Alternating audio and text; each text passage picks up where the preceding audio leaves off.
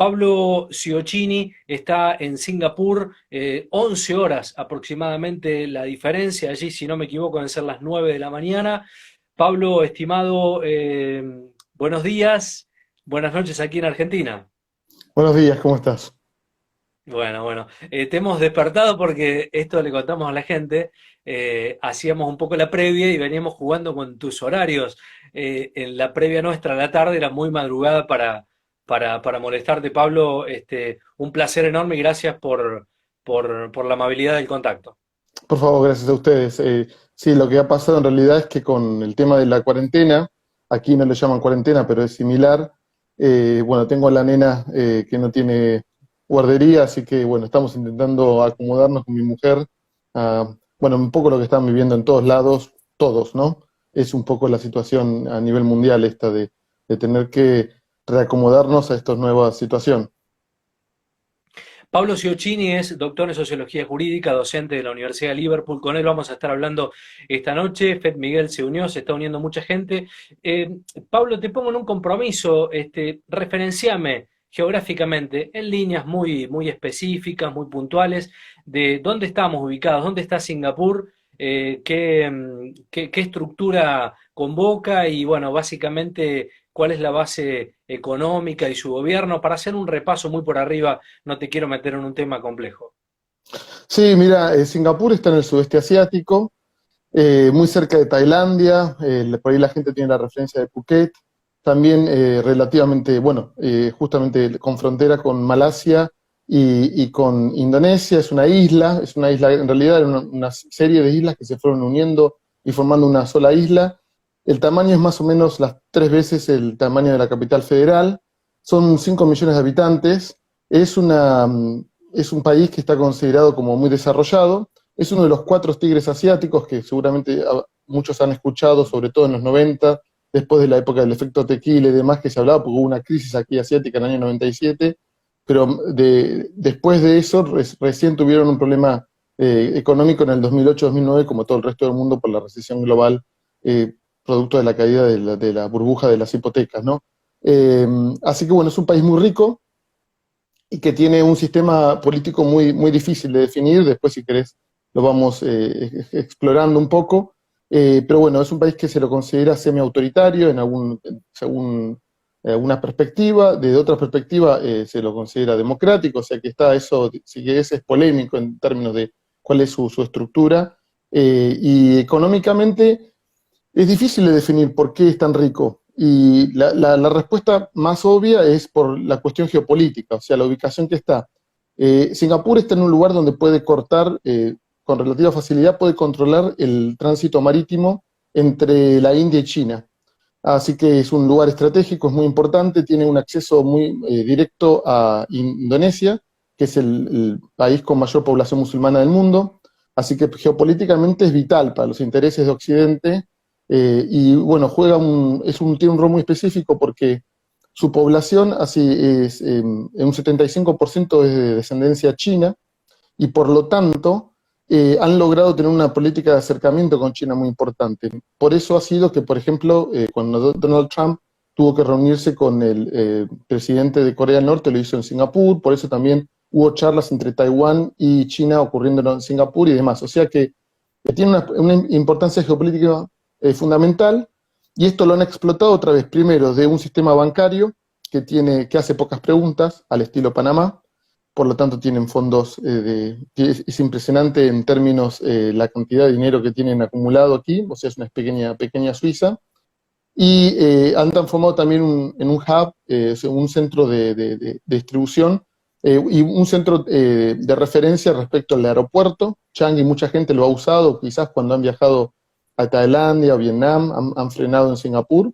Y por otro lado, también en términos educativos y de medicina, o sea, gente de Indonesia, de Malasia, de Tailandia, vienen a tratarse aquí, y estudiantes de ellos vienen a estudiar aquí. Así que bueno, en ese sentido tiene un sistema de servicios muy fuerte, y que tienen esta idea también, y si querés, exportan su knowledge, su know-how, pero la base de todo esto no tienen recursos naturales específicos, no tienen algo que los haga únicos, salvo la cuestión geopolítica. Y para ya cerrar con esto, digo que, bueno, Singapur en el siglo XIX era una colonia inglesa, fue un arreglo que tuvieron con el sultán de Malasia, los ingleses, y lo usaron como base militar y también de distribución. Por eso el puerto es uno de los puertos más importantes del mundo, creo que es el tercero o el segundo o el tercero, después de Rotterdam y Hong Kong. Y después con digamos, con el nuevo orden mundial ocurrido después de la Segunda Guerra Mundial, Singapur es aliado estratégico de Estados Unidos. Por eso tiene bases norteamericanas acá y bueno, se observa constantemente F-16, F-15, todos estos aviones de avanzada tecnología estar sobrevolando el cielo, porque bueno, forman parte de un puesto estratégico para ellos. Así que bueno, eso es un poco más o menos lo que hacen y por qué tienen tanto dinero. Pablo, ¿cómo juega la religión allí? Es muy, muy interesante el tema de la religión. Ellos se han logrado lo que ellos dicen en armonía racial. El sistema, en principio ellos han conservado el sistema colonial de organizar a las personas y clasificarlas según su raza. Un concepto que para nosotros es raro y completamente anticuado, ¿no? Pero acá lo siguen utilizando, entonces la gente según su descendencia se definen como, las razas reconocidas oficialmente son China, India, Malaya, británica blanca o blanca caucásica y otros, que entraríamos todos los que no respondemos exactamente a ese estereotipo. Y cada una de estas razas tiene asociada una religión, aun cuando en realidad existen chinos que son musulmanes, de hecho hay muchos. La expectativa es que el chino suele ser budista, el malayo suele ser musulmán y el indio suele ser hindú. Por supuesto que esto no todos son así, ni mucho menos, pero bueno, la idea es, si uno ve el tema religioso, es un país en el cual es multicultural en ese sentido, hay templos de todas estas religiones, conviven en forma pacífica, pero la contracara de esto es que es pacífico porque el gobierno tiene yo digamos, creo que no nos basta con mano dura para decir cómo se comporta, es un gobierno fuerte, que impone una forma de vivir la religión y de relacionarse con el otro para evitar cualquier tipo de tensión racial. Estamos en contacto con Pablo Ciocchini. Para la gente que se va enganchando, agradecerles a todos los que se van sumando a nuestro vivo aquí en Instagram, que es doctor en Sociología Jurídica, docente de la Universidad de Liverpool. Él está allí en Singapur. Allí estamos hablando con 11 horas de diferencia aproximadamente. Preguntaban, ¿es un país joven, Singapur, Pablo? Sí, es muy joven, o sea, ellos se celebran su independencia de 1965. En realidad lo que ocurrió es que a partir de 1900, bueno, después Singapur fue ocupado por los japoneses en la Segunda Guerra Mundial durante un tiempo. A partir de eso, cuando vuelve el Imperio Británico, vuelve a intentar ocupar el territorio, empieza a haber tensiones. Sobre todo, en este caso, en esa época todavía todo esto se consideraba dentro de lo que era parte de Malasia, la Federación Malaya.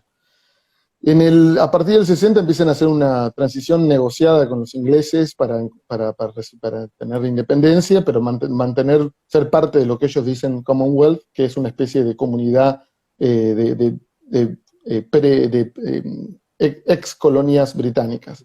Y a partir de ahí se generan tensiones entre Malasia y Singapur. Y esto es porque Malasia empieza con la política de Malasia para los malayos, y si bien es multicultural, Malasia tiene la proporción mayor es de malayos musulmanes, mientras que en Singapur, como te había dicho, el 75% son chinos. Entonces empieza a haber una tensión racial en la cual Singapur observa que le van a forzar una situación de subordinación, así que termina siendo expulsada por Malasia, y bueno, a partir de ahí se hacen independientes. Así que hubo 2 años que formaron parte de la Federación Malaya y después ya se han convertido en independientes. El sistema de gobierno me parece muy interesante para lo que vamos a hablar hoy. ¿Cómo trabaja? ¿Cómo está compuesto? ¿Cómo se distribuye el sistema de órdenes en el país? El sistema de gobierno aparentemente es una democracia parlamentaria en lo formal y cumple con todas las características de una democracia parlamentaria. Lo que pasa es que desde el año 65, que son independientes hasta ahora, siempre ha triunfado el mismo partido, es el partido gobernante, y suele sacar entre un 70 y un 80% de los votos. Con lo cual la oposición es muy menor, es casi simbólica. Y eso, bueno, genera lo que para nosotros podríamos ser desviaciones. Pero bueno, en principio tienen un primer ministro, tienen un presidente, el primer ministro es verdaderamente la figura más importante, el presidente ocupa un rol quizás más al estilo francés, que si bien tiene o el italiano, que tiene una función de unificación y demás, pero es más simbólico que poder real. El poder real lo tiene el primer ministro. Eh, y ¿Izquierda o derecha? Preguntan ahí.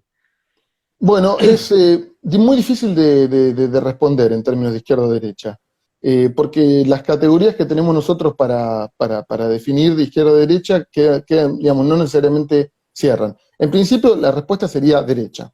Bien, es un país que se considera neoliberal y diría bastante conservador. Sin embargo, tienen muchos elementos de lo que nosotros podríamos considerar cercanos al socialismo. Por ejemplo, tiene un sistema de vivienda pública muy importante. Entre el 80 y el 90% de la población vive en vivienda pública, construida por el Estado. Bien, ahora esa vivienda no se entrega en forma gratuita, sino que hay que comprarla, y comprarla a precio de mercado. Con lo cual, el Estado ocupa un rol empresarial que, si bien tiene una serie de subsidios y tiene todo un sistema para redistribuir eso y demás, no abandona el rol capitalista, si quiere, en el fondo. O sea, termina habiendo ganancia en la venta de esas viviendas, aun cuando estén subsidiadas y demás. Pero la consecuencia es que debe haber, porque seguramente pero no es observable gente viviendo en la calle. Digo debe haber porque yo trabajo dando clases de criminología acá, y mis alumnos, el 60-70% de mis alumnos forman parte del Ministerio del Interior. Son policías, son miembros del servicio penitenciario, otros son del ejército, con lo cual tengo alguna idea acerca de cosas que por ahí no son tan visibles, pero que están presentes. En contacto con Pablo Ciocchini, Carlos, tu hermano debe ser Ciocchini, se ha sumado ahí al vivo, Mi te papá. saludos a mí también, Estudio Azócar, Facundo Carranza, Marcelo, productor amigo del programa, Marcelo Arguello, que se está también sumando. Gracias a todos por estar, agradecerle a Pablo, tenemos 11 horas de diferencia, lo recalcamos porque allí son las 9:00 de la mañana. Pablo, nos metemos de lleno. Comentame ¿cómo definís tu doctorado en sociología jurídica? ¿De qué se trata lo que haces? Yo estudio principalmente la justicia penal. En su momento de la tesis doctoral se focalizaba en la justicia penal de la provincia de Buenos Aires. ¿Dónde Eh, fuiste formado, digamos, en tu etapa universitaria? ¿Dónde te formaste? yo estudié en la Universidad Nacional de La Plata, me Bien. formé como abogado, y luego hice una maestría en el País Vasco, un instituto que se llama ONIATE, que es un pequeño pueblo en Guipúzcoa, pero que vienen con profesores internacionales, y después hice mi doctorado en la Universidad del País Vasco. Y ya te digo, el doctorado me focalicé en la justicia de la provincia de Buenos Aires. En su momento había habido una reforma muy parecida a la reforma que está ocurriendo ahora a nivel federal en Argentina, del proceso penal, en el cual, bueno, se estaban implementando un modelo, desde el año 98 en adelante se empezó a implementar un modelo de tipo adversarial, más del estilo, si querés, anglosajón norteamericano, y después, a partir del 2004 en adelante, un sistema para fomentar las audiencias orales. Y bueno, en su momento yo estaba estudiando, digamos, qué consecuencias tenía en términos, qué impacto tenía en términos de punibilidad y en términos de garantías de la implementación de estas modificaciones. Y ahora, haberme mudado aquí a Singapur, empecé a estudiar el sistema penal, pero de Filipinas. Estuve haciendo entrevistas con jueces, con fiscales y con defensores en Filipinas, en Manila, sobre todo en Manila, la ciudad de Manila, y específicamente intentando entender las tensiones que tiene un sistema que está saturado como el de Argentina, pero en un contexto de la guerra contra las drogas que desató Duterte, y bueno, a ver cuál era el rol que estaban ocupando los actores judiciales, es decir, los jueces, los fiscales y los defensores en ese contexto. ¿Cómo llegas desde La Plata, que imagino sos oriundo de allí, a Singapur? Digo, ¿cómo y por qué ese destino tan lejos? No hay una buena respuesta para eso, porque es un poco el azar. Eh, bueno, yo terminé estudiando en el País Vasco porque, bueno, estaba este programa que era muy, muy interesante y era muy distinto a otros programas, porque, bueno, eran alumnos de todo el mundo, ¿no? Yo tenía compañeros de Indonesia, compañeros de la India, compañeros de distintos países de Europa, de América Latina y demás. Una cosa, algo muy especial, es un pueblo muy chiquito, en el medio de las montañas, pero los profesores vienen de todo el mundo y también los alumnos. Y a partir de ahí conocí a un profesor que trabajaba en Liverpool, así que cuando hice mi doctorado, me invitó a pasar unos meses en Liverpool, estuve 7, 8 meses haciendo una estadía, también estuve en otros lugares, en Alemania y demás, y después cuando se surgió la oportunidad, porque la Universidad de Liverpool tenía un programa acá en Singapur, bueno, me animé a probar suerte, a ver si tenía la posibilidad. Me pareció interesante, distinto, y efectivamente lo fue.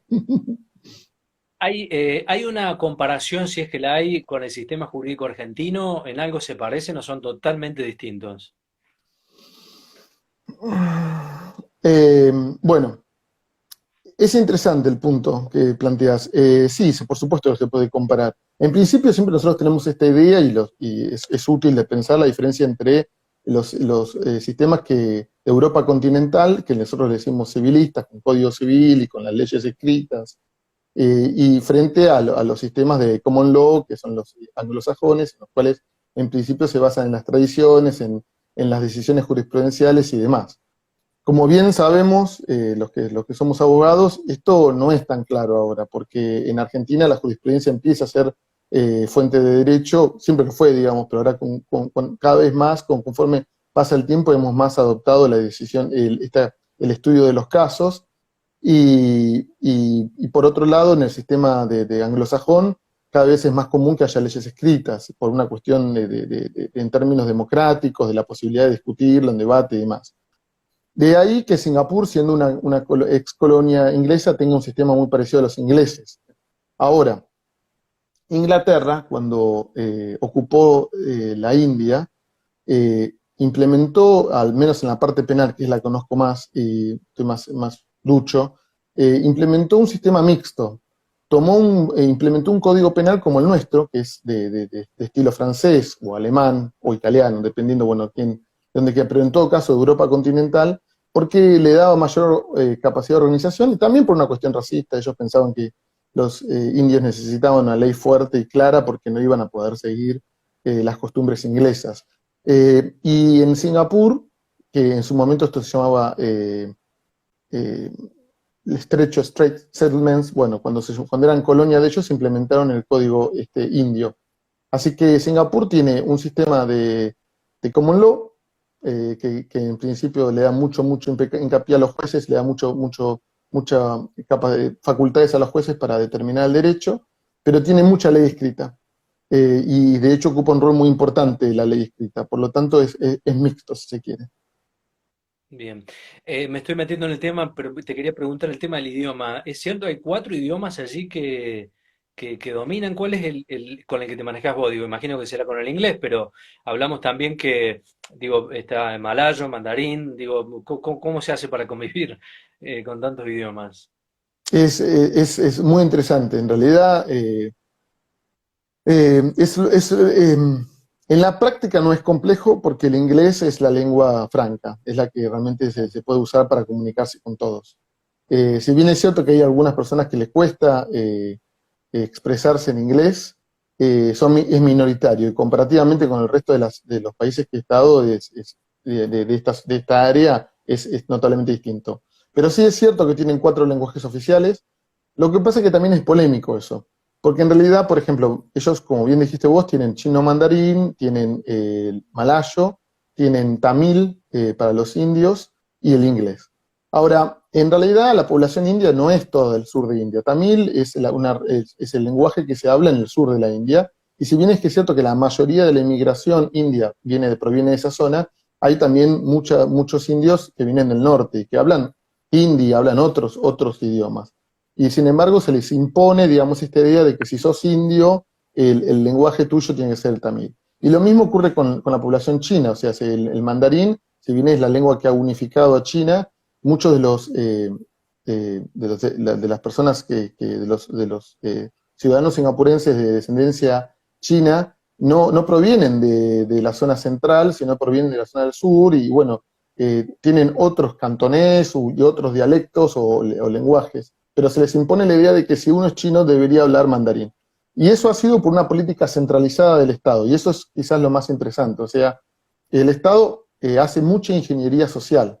Ha determinado que lo más práctico sería que hablaran todos chino, específicamente mandarín, para poder lubricar las relaciones con China, y esto ya lo hicieron en los años 80, y lo mismo hicieron con el tema del inglés.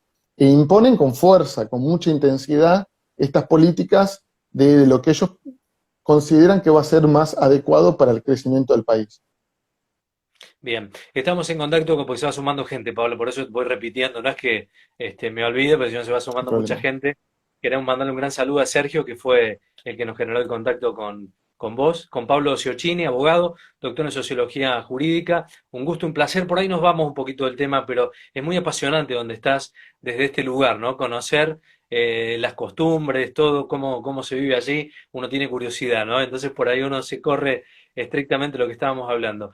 Respecto a las penas que se aplican, y me meto por ahí en el tema de estos aislamientos, que ustedes no lo tienen en forma completa, pero digo, las penas son duras, hay una justicia que condena con efectividad, ¿no? ¿Cómo se maneja ese tema de condenas?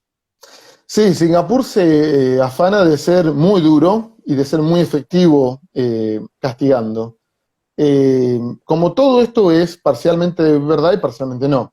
O sea, nosotros sabemos que acá lo importante no es tanto el castigo concreto, sino la percepción del castigo, ¿no? Es lo mismo que pasa con respecto al tema del miedo al delito, ¿no? Lo importante no es realmente cuál es la tasa delictual, sino cómo la gente lo percibe. Y bueno, con el sistema penal mucho más. El Estado, no hay Estado capaz en el mundo, ni chino, ni ningún Estado que sea capaz de ser 100% efectivo y de implementar las leyes en forma total. Lo que necesitan es que la gente las obedezca, y las obedezca por convicción o por miedo, ¿no? Me pongo acá a lo Maquiavelo. Entonces, lo que Singapur utiliza, como todos los países, estas dos tácticas y técnicas necesarias. Pero sí es cierto que la percepción es que son mucho más duros y mucho más estrictos que en otros países, especialmente con respecto a los países occidentales. Y esto, esta realidad mito, si quiere, porque hay alguna base de realidad y una parte de mito, promovida por el Estado, se da también, hay casos famosos en los cuales de alguna forma lo han hecho célebre esto, ¿no? Por ejemplo, en los años 90 hubo un norteamericano jovencito, un chico de no sé si 18 o 19 años, que estaba saltando arriba de los autos con otros, en un estilo Bariloche, Argentina, de los chicos egresados, y ellos lo condenaron a 3 varazos, ¿no? Ellos tienen pena corporal, castigo corporal. Entonces es una vara de bambú, es muy violento, es un golpe que se Ah, dan tres sí, varazos. Yes. sí. Sí, las penas son las mismas que tenemos nosotros, o sea, las penas de la multa, la prisión y demás, sumado a el castigo corporal de la vara de bambú. La vara de bambú es una vara que mide como 2 metros, o 1 metro y pico, y cada uno de estos golpes de la vara ya desgarra piel, eh, carne, es muy, muy violento. Es algo que no se observa, no se hace público, se hace a escondidas, o sea, se oculto, no se sabe dónde se hace. Y bueno, hay una cantidad de varazos, el máximo son 24 varazos, pero ya en el primero genera daño fuerte. Se hace en la cola, porque es el tejido que más se puede, bueno, aunque queden cicatrices o demás, no es visible, no destroza otro órgano, porque si lo golpea en otro lado, rompería uno de los órganos vitales y demás. Y bueno, a este chico lo condenaron a 3 varazos, ¿no? y bueno, en su momento Bill Clinton intervino y quiso como, eh, digamos, evitar que esto ocurriera porque era un ciudadano norteamericano y demás, y Singapur se puso en duro y dijo que no, que va a parar, y efectivamente lo castigaron. Y un poco eso generó en Estados Unidos dos reacciones. Por un lado, esta cuestión de qué barbaridad, qué brutalidad, pero por otro lado le dio como un poco de fuerza a la derecha norteamericana de que es una forma de realmente manejar la cuestión, y dentro de Singapur construyó esta imagen de, si querés, casi de orgullo nacional, de que son tan estrictos de que no hay ninguna excepción y que nadie puede escapar del castigo. Pablo, en este marco y con lo que está pasando, y me meto en el tema del coronavirus, que en principio eran un ejemplo, por lo menos lo que se ha leído en estos lugares, un ejemplo contra la pandemia, y después se fue complejizando. En esta situación de coronavirus, ¿esa situación ha ayudado a que aquellas personas de Singapur se queden en sus casas, no salgan? Digo, ese miedo instalado ha ayudado a que no se propague más el tema del COVID. Sí, yo creo que sí. Lo que pasa es que es un tema complejo, ¿no? Porque hay tantos factores. Eh, Quizás primero te voy a decir lo opuesto. Lo que me asombra como extranjero y viviendo aquí es a veces cuando la gente no cumple. Y me asombra porque, bueno, por este mito de que si uno no cumple va a recibir un castigo. Y sin embargo, hay gente que sigue sin cumplir, digamos, las normas. Pero también es cierto que en realidad es bastante alto el nivel de obediencia a la ley, y que lo que han hecho en Singapur es distinto, si se quiere, a lo que pasó o lo que yo he leído de Argentina y en otros lugares. O sea, nosotros acá estamos conviviendo con el virus desde hace ya, desde enero, desde hace ya casi 3 meses. O sea que es distinta la experiencia. Y acá ha habido siempre un tránsito con China muy, muy alto, ¿no? Miles y miles de turistas, pero aparte negocios y demás. Con lo cual, cuando surgió el problema en China, inmediatamente iba a haber repercusiones en Singapur. Y la forma que se manejó al principio fue sinceramente asombrosa. Digamos, estábamos todos muy asombrados porque lograron contener la primer ola de forma sin prácticamente limitar las libertades de nadie. El único que se limitó era el tránsito con China, y tampoco era total ese límite. Primero era nada más que la región de Wuhan, después se expandió. Y bueno, tenían este sistema armaron estos equipos policiales que investigaban a cada uno de los casos, identificaban a todos los contactos posibles con toda la gente de la cual se podría haber llegado a contactar, y hacían cuarentena preventiva, y bueno, la verdad que lo tenían muy bien controlado. Y se desbarató un poco la situación cuando afectó el virus a Estados Unidos y Reino Unido. Ahí es donde ya no se pudo, digamos, es tanta la cantidad de gente que vive y que tiene contacto con el Reino Unido y con Estados Unidos, y que bueno, que se generó un contagio local. Y ahora mismo, ahora en este momento, estamos en una situación difícil.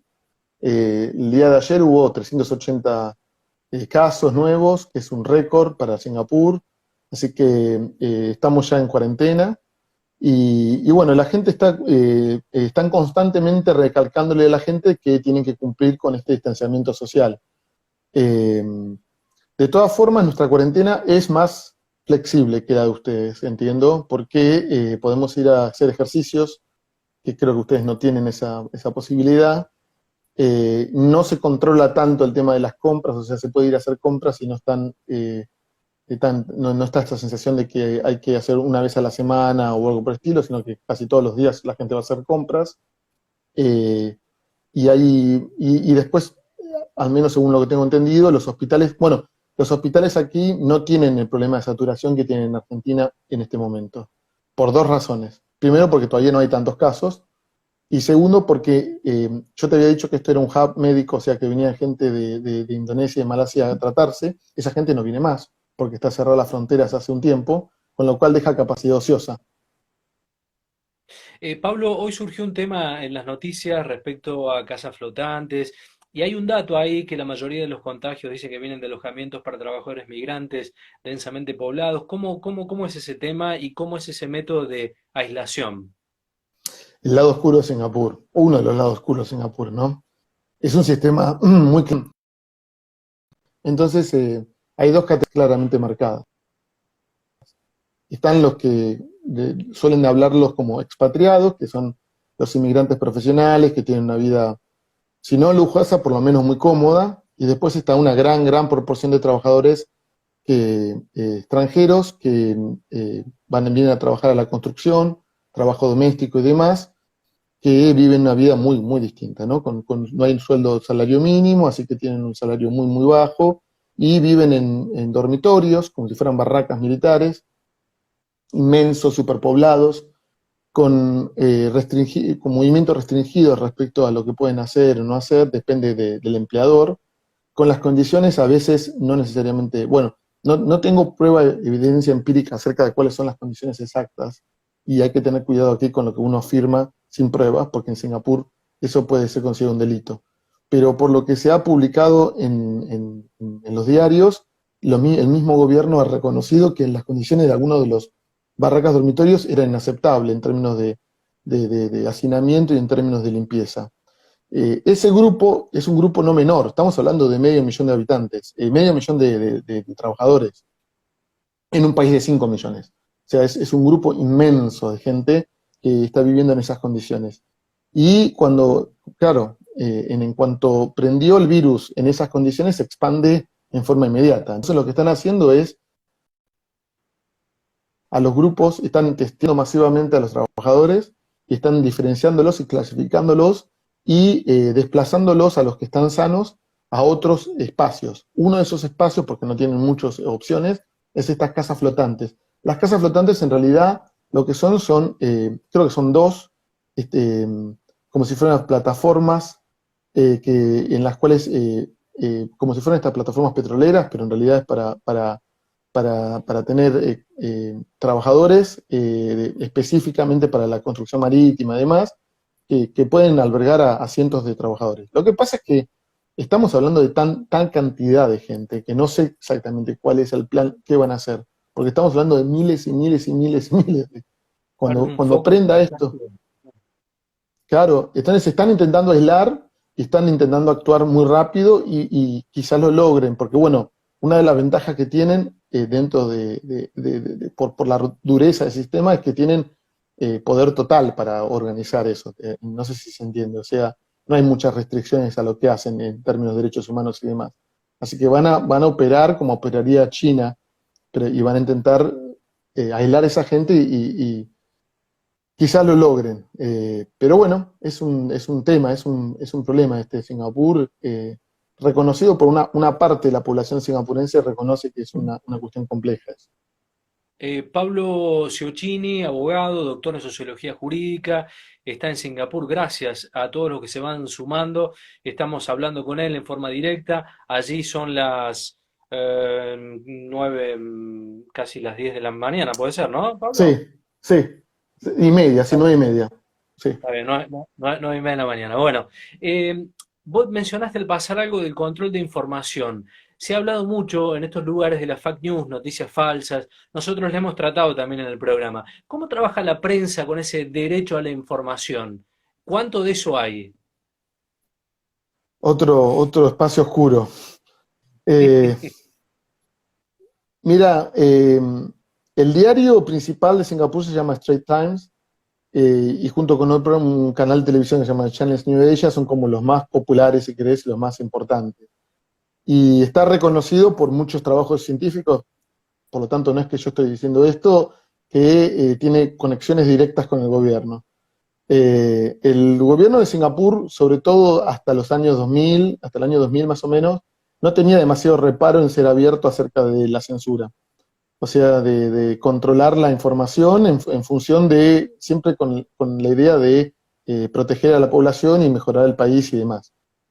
Así que no, la cuestión de lo que nosotros le podríamos decir todo lo que es el derecho de expresión, es bastante distinta la interpretación y la forma de considerarlo aquí. Está más restringido. Con Internet, las cosas se complejizan, ¿no? Porque de repente viene a haber múltiples fuentes de información ubicadas en distintos lugares, con lo cual el poder jurisdiccional del Estado para controlar eso se complejiza. Hace 2 años más o menos, 1 año y medio, cuando surgió el problema como si vos, de las noticias falsas, las fake news, a todo alrededor del mundo, y con si habían o no influido en el resultado del Brexit o las elecciones norteamericanas y demás, aquí también se pusieron muy duros con eso. Hubo un comité, un poco copiando el sistema inglés, hubo un comité abierto en el cual se transmitió por televisión, en donde fueron llamando de distintas personas para que hicieran sus eh, aportes acerca de esto, para decidir la ley entre todos y demás. Eso generó muchísima polémica, porque un grupo muy menor, pero activo, de activistas, utilizaron esa plataforma para denunciar al Estado singapurense y denunciar al padre de la patria, Lee Kuan Yew, por supuestos abusos de poder y supuestas, sí, digamos abusos de poder para cerrarlo. Eh, en definitiva, la ley la pasaron, como la aprobaron, como no podía ser de otra forma, si tienen el 90% del Parlamento, y la ley ya está en vigor y ya la han utilizado. Entonces, por ejemplo, te hago un caso que fue polémico. Hace más o menos 3 meses o 4, abogados de Malasia, abogados pro derechos humanos de Malasia, denunciaron que en Singapur, las ejecuciones, vos sabés que en Singapur ejecutan personas por tráfico de drogas, otros delitos también, pero en general es por tráfico de drogas. Entonces, Ahí volvemos. bien, ellos denunciaron, por ejemplo, que había un procedimiento que cuando fallaba el ahorcamiento, la soga fallaba, había una forma específica de pegar una patada en el cuello de la persona que estaba siendo ejecutada para que se muriera y que pareciera que se había quebrado el cuello en función de la soga. Bueno, esto inmediatamente el gobierno de Singapur consideró que era una noticia falsa, que no había prueba, no evidencia empírica, que esto eran alegatos, y utilizó las leyes que tienen para intentar dar de baja, pero el sitio web y las personas que estaban hablando estaban en Malasia, así que hubo un problema jurisdiccional también. Bueno, lograron, creo que a través, un poco en colaboración con Malasia y un poco también en colaboración con las redes sociales, el sitio web, la gente de Singapur no tenga acceso a ese sitio web, porque, bueno, estaba infundado. Así que, bueno, sí, es un tema el tema de las noticias. Me decías el tema de los traficantes, ¿no? ¿Cómo los ejecutan? Sí, Singapur tiene una política muy, muy dura con respecto a las drogas, muy, muy dura, y el tráfico de drogas es penado con la muerte, ¿no? Con la pena capital.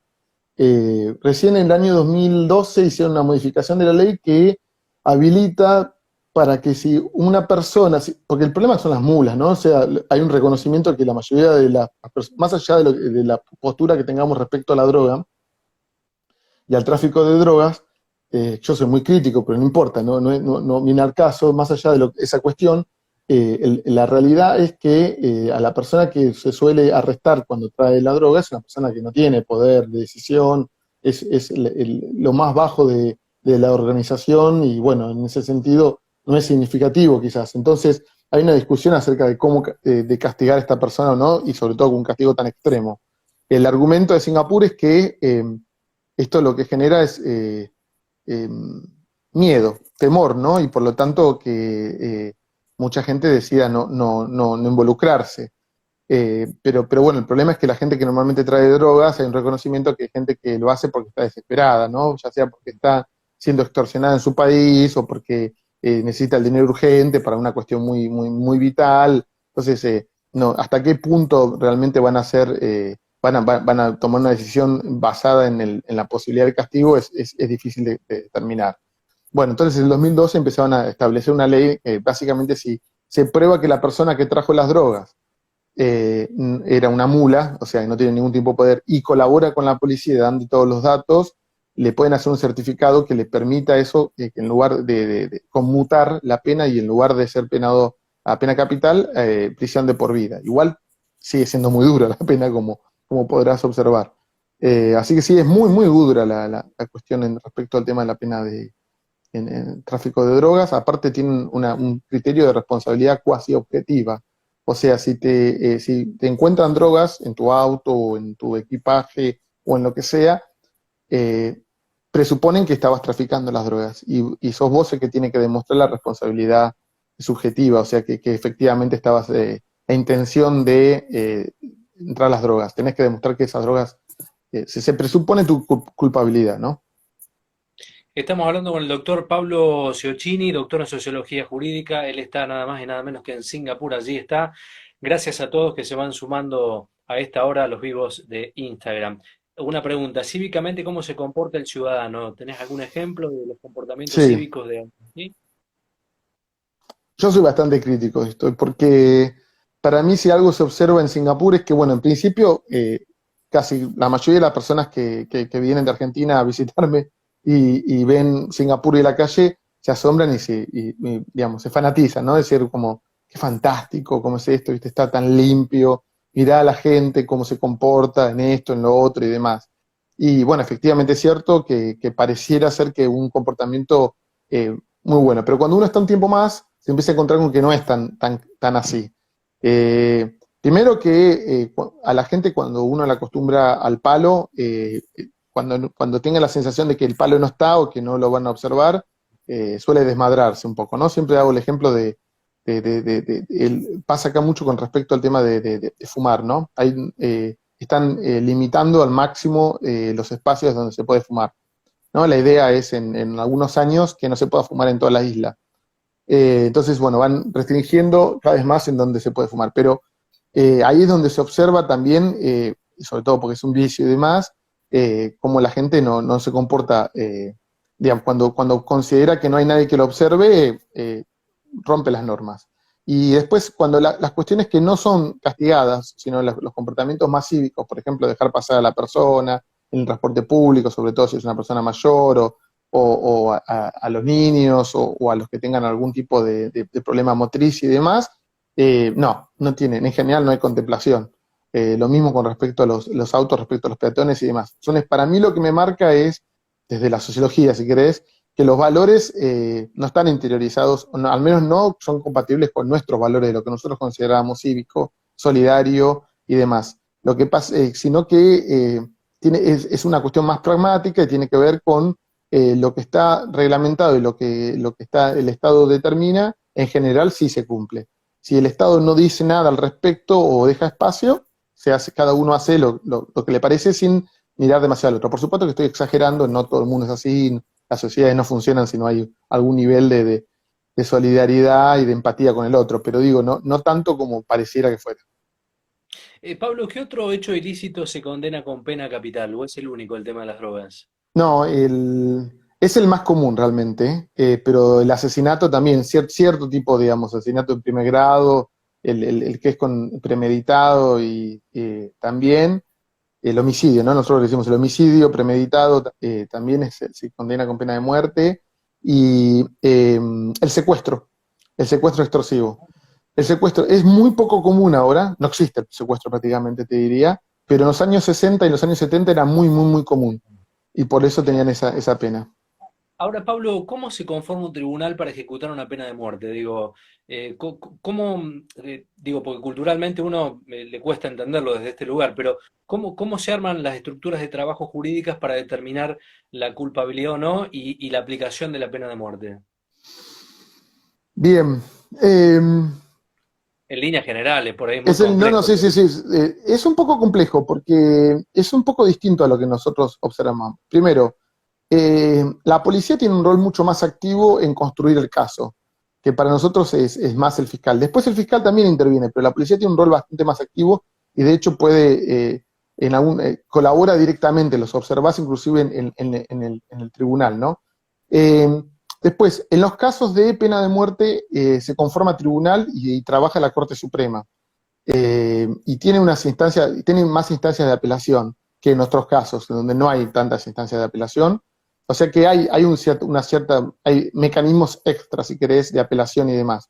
Yo observé una apelación de un caso con lo cual se hacía definitiva la decisión y por lo tanto la persona a la cual estaba observando siendo juzgada iba a ser condenada y bueno, hoy en día debe haber sido ejecutada ya. Y me asombró, quizás desde lo jurídico, la discusión está muy limitada. Está muy limitada la discusión porque, bueno, nosotros viste que en realidad hicimos algo en el sistema argentino, bueno, es federal, por lo tanto hay distintos sistemas, pero inclusive vos estás en Córdoba y es similar en ese sentido al sistema de la provincia de Buenos Aires, se tomó el juicio oral y en principio, si uno tiene, por el principio de inmediatez de la prueba, que digamos se produce la prueba durante el juicio, eso no se podría revisar, porque la apreciación del testimonio es único, ocurre en un momento y ya está.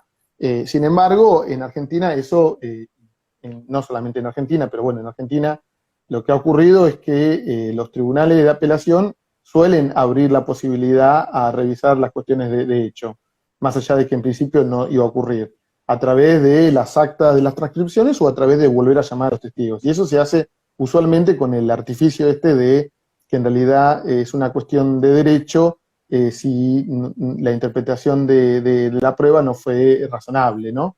Algo así. Pero bueno, en principio eso es como un poco engañar al sistema. El sistema estaba pensado para que hubiera una primera instancia fuerte donde se tomaba esa decisión.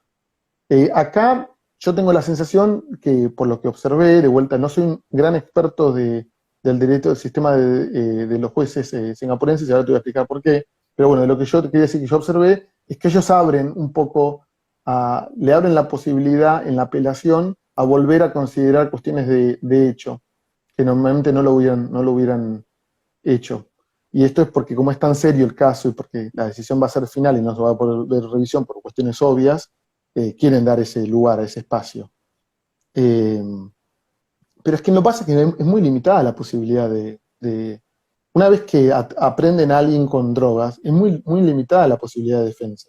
Sobre todo porque toda la discusión, los tecnicismos no van a valer. Eso sí que es así acá en Singapur, más allá de que por supuesto que hay una cuestión de cadena de la prueba, que por supuesto que hay cuestiones acerca de cómo de la apreciación de la prueba, eh, mientras que nosotros tenemos ese concepto tan fuerte, el indubio pro reo, que siempre que haya cualquier tipo de duda terminamos optando en favor del acusado, aquí no funciona así.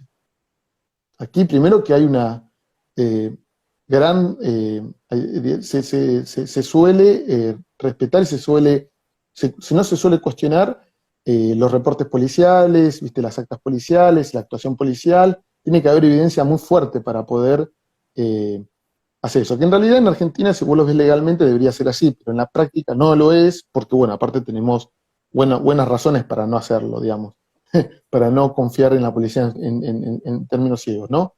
Pero bueno, acá es el principio de que lo que el Estado hace en principio es legítimo y en principio y hay que demostrar lo contrario, aquí se aplica muy fuerte. Por lo tanto, volviendo al tema del juicio, los juicios no son quizás tan sorpresivo el resultado, porque en general terminan con una condena.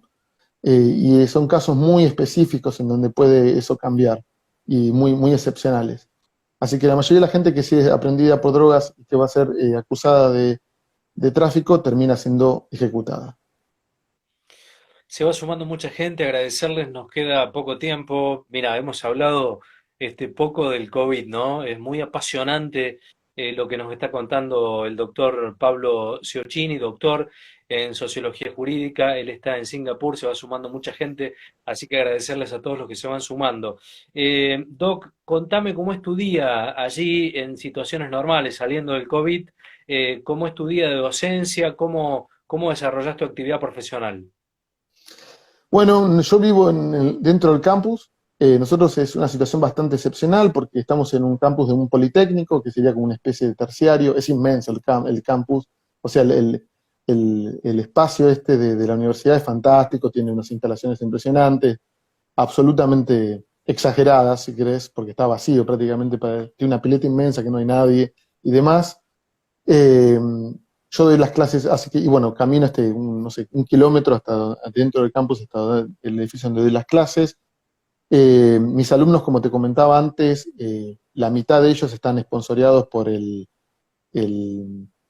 Ministerio de Asuntos Interiores y ya son policías, miembros del servicio penitenciario y demás, que quieren conseguir este programa que damos de criminología para después lograr transformarse en oficiales. O sea, son suboficiales, estoy intentando traducir a las categorías argentinas, son Sí, suboficiales e intentan transformarse en oficiales.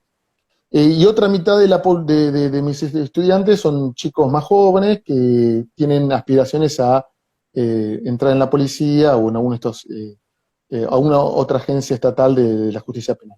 Hay que tener en cuenta que está muy bien pago la policía, muy bien paga, tiene un sueldo muy bueno y con condiciones bastante atractivas. Lo que pasa es que trabajan muchísimo. Y lo más importante quizás es que Singapur en los años 90 decidió lavarle la cara a las instituciones, entonces le aumentaron el sueldo y construyeron toda una campaña para darle prestigio a la policía, al servicio penitenciario, para que la gente que se uniera tuviera aspiraciones, digamos, de clase media, ¿viste? Así que bueno, eso sería la parte de docencia. Después, como te contaba, yo hago investigación. Yo tengo 3 líneas de investigación. Una es esta en las Filipinas. Estoy haciendo entrevistas allá con jueces, con fiscales, con abogados defensores para entender cuál es el rol que cumplen dentro de lo que es la droga, la guerra contra las drogas allí. Por otro lado, tengo una línea de investigación con respecto al arbitraje internacional, que nosotros hemos sufrido tanto con el CIAD y demás en la Argentina, y para observar, digamos, cómo se utilizan esos, acá, bueno, es uno centros, Singapur es uno de los centros de arbitraje internacional, y a través de estos árbitros internacionales, cómo establecen condiciones muy penosas para los países del sur global, y por último, a un trabajo de intentar entender dentro de lo que es la criminología, que es lo que estamos enseñando, cómo se puede deconstruir algunos de los conceptos. Para nosotros la criminología en Argentina es algo también del pasado, ¿no? Lo asociamos generalmente con el biologicismo, con la idea de poder del ser criminal, lombroso y demás, pero en el mundo anglosajón la criminología, no ya la forense, la de CSI, las series estas que intentan encontrar los rastros, sino la criminología como el estudio sociológico del delito y de la reacción del Estado es algo bastante arraigado. Bueno, esta sociología del crimen, si se quiere, o sociología del delito, está construida desde el concepto de las ideas de las sociedades europeas y norteamericanas, ¿no? Como la mayoría de las ciencias sociales. Entonces hay un proceso ahora, y a mí me resulta particularmente interesante siendo argentino en Singapur, de empezar a repensar las causas del delito y la reacción del Estado y qué es lo que se considera delito y no se considera delito dentro del contexto de las sociedades periféricas, con otros valores culturales y otra cuestión económica. ¿Pensás que China debiera tener alguna sanción por el COVID? Se habla de eso, algunos estudios allí en Estados Unidos están preparando demandas. ¿Cuál es tu opinión? Mira, te voy a responder con la opinión de Singapur. Singapur tiene un problema grave en ese sentido, porque no puede, el juego este que cumplen de estar siempre en el medio de Estados Unidos, China y demás, hace que no pueden acusar a nadie necesariamente de nada. Así que han sido muy cautos en ese sentido. Y con respecto a si debería tener China alguna sanción por el COVID, yo creo que sí, digamos, pero no sé quién tendría la autoridad moral para implementar esa sanción, porque Estados Unidos es tan culpable como China y otros países también, ¿no? O sea, que no, ¿qué país de alguna forma no ha sido responsable de esto que estamos viviendo? Porque al fin y al cabo el problema es obviamente que ocultar la información de China durante diciembre y cómo se comportó en la primera fase, pero el problema más grave es el desfinanciamiento del servicio público de salud, el problema más grave es la explotación desmesurada del capitalismo que está destruyendo el sistema ecológico y que estos virus provienen de la naturaleza, y el consumismo que nosotros, digamos, hace que nosotros fomentemos también ese tipo de sistema económico. Así que es difícil el término, me parece, asignar responsabilidades tanto a individuos como a países. Me parece que el problema es que ojalá esto sirviera para empezar replantearse en términos más radicales la forma de organizarnos y de organizar el modo de producción. Pero bueno, eso también tiene, es una cuestión muy ideológica, no quiero contaminar demasiado la charla. ¿Cuándo volvés a Argentina? ¿Tenés pensado volver o no? Nosotros solemos volver todos los años durante el receso de clases de acá, que es en julio de allá. Y bueno, yo ahora voy a ser papá por segunda vez y la idea era ir en junio para allá y tener a nuestro segundo hijo allá, pero bueno, con toda ¿Cuánto esta hace que estás cuestión, en Singapur? casi 6 años, Hace un tiempo ya. hace un tiempo estamos aquí. Sí. Muy bien. La última, ahí el tema en Argentina está muy en debate ya la obligación, algunas provincias lo han empezado a exigir, el uso de barbijos. ¿Allí está la misma discusión o todavía no? Bueno, discusión no, porque acá no se discuten esas cosas. El Claro, Estado determina se impone. y se impone. Pero en principio, lo que ocurrió son... Nos venimos, nos venimos a hacer famosas. Ahí está.